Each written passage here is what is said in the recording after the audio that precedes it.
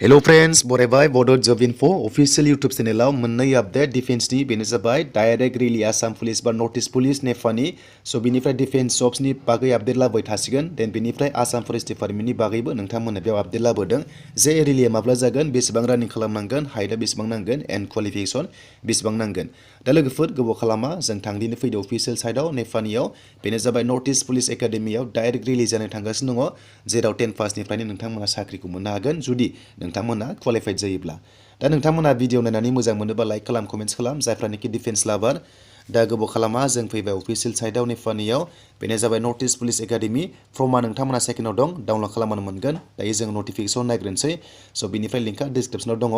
आरो बे रिलियाव थाङोबा फर्मखौ नोंथांमोना फिलआप खालामनानै डेट वाइसआव थांनांगोन आरो नोंथांमोना डाइरेक्ट रानिं खालामनांगोन रानिं पास जाबा एग्जाम लागोन 100 मार्क्सनि जेराव नेगेटिभ मार्किं जेबो गैया सिलेबासा इंलिश मेथ्स स' बिनिफ्राय जिके आरो रिजनिं दङ मोनब्रैनि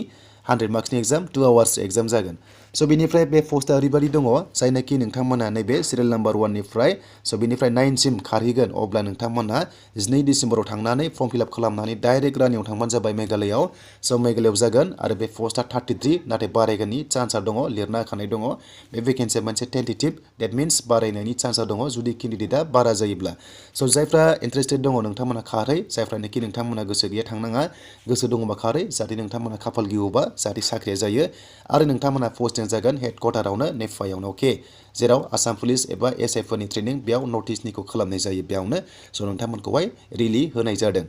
देन बिनिफ्राय सेकेन्डआव जाबाय 19 डिसेम्बराव मोनसे दङ रिलिया बेनो जाबाय कनस्टेबल जिडि बेन बेनिफ्राय गोबां दङ स' नोंथांमोना बेयाव नुनो मोनदों 10, 11, 12, 13 बे पस्टआ 19 डिसेम्बराव रिलिज जागोन सेम प्रसेस नोंथांमोनाहाय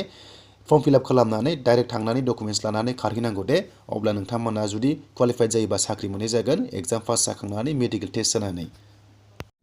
बैसोआ 18 निफ्राय 30 इयार्स एसटि हिसाबै हाइटआ जोंनि नर्थ ईस्टना 160 सेन्टिमिटार हौवाफोरा आरो हिन्जावफ्रा 147.5 सेन्टिमिटारानो जागोन एनसेस्ट होनाय लोगो लोगो जोंनिया एसटिया 76 जागोन नर्मेलाव एक्सपेन्ड खालामबा 5 सेन्टिमिटार बारायनांगोन टटेल 81 स' बिनिफ्राय फर्मा नोंथांमोना डिसक्रिप्सनाव मोनगोन डाउनलड खालाम लिंकआ दङ डिसक्रिप्सनाव सेकेन्ड नाम्बाराव फैनानै नोंथांमोना खालामबानो जाबाय रिलियाव थांबानो जाबाय फर्म फिलआप खालामनानै गासैबो डकुमेन्ट्सखौ नोंथांमोना लांफा बेनिफ्राय स्टेट डमिसाइलखौ लांफाथार जाहाथे नोंथांमोना थालाङि बायदि स' बिनिफ्राय जोंहा नेक्स्टआव फैबाय आसाम फरेस्ट डिपार्टमेन्टनि बागै आपडेट दा बे एग्जामा 100 मार्क्सनि जागोन दे नेगेटिभ मार्किं गैया गोसोबादि नोंथांमोना आनजाद होनो हागोन एग्जाम पास जानायनि उनाव मेडिकेल टेस्ट जागोन मेडिकेल टेस्ट पास जाबा नोंथांमोना साख्रि मोनगोन 2 आवार्स एग्जाम सिलेबासा जाबाय एवारनेस बेनिफ्राय जिके बेनिफ्राय मेथ्स रिजनिं एन्ड इंलिश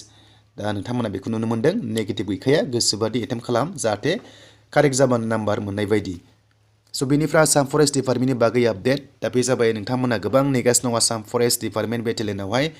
दा बे रिलिया 2023 आवसो जासिगोन होनना बुंदों मोनसे निउसनि गेजेरजों आं बेयाव कपिराइट स्ट्राइक फैजों गिनानै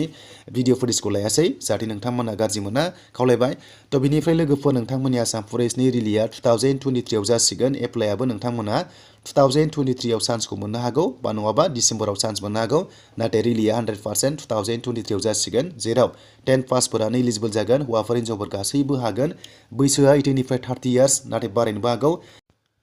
दा बेनिफ्राय रानिंसो जागोन लोगोफोर बेयाव थाबायनाय जाया रानिं जायोब्ला 30 to 100 मिटार्स नङाब्ला 1600 मिटार्सआ चान्सआ दङ मानोना बे जाबाय बेटेलियन नालाय आसाम फरेस्ट बेटेलियन देन बेनिफ्राय आसाम पुलिस कमान्ड' बायदि सेम प्रसेस ड्रेसआबो जोबोर मोजां आं नोंथांमोननो बेयाव श' खालामासै स' नेक्स्ट भिडिअ लाबोगोन दा गोबाव खालामा नोंथांमोना जायफ्रा मोजां मोनबाय लाइक कमेन्ट सेन्ड आरो चेनेलाव गोदानै फैनायफ्राबो साबस्क्राइब खालामना ला बड' जब इनफो इउटुब चेनेलाव जेब्लायबो डिफेन्सनि आपडेट मोननो आरो लोगोसे सिभिल जबनि नोंथांमोना आपडेट मोनबाय थागोन